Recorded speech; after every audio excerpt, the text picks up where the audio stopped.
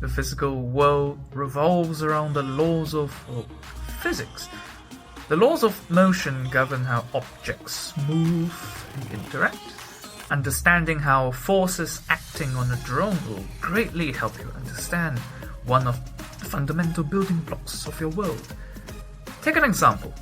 If a drone is idling, does it turn all of its propellers to the same working output?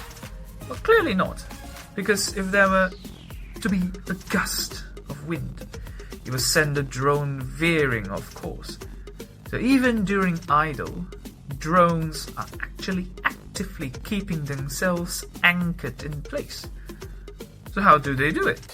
How do they actively hold their ground? You will learn all about the forces that control your drones. You'll learn about the dynamics of the drones so that they tilt but do not fall. You'll learn about the drones, how they brake in the air, and more. See you there.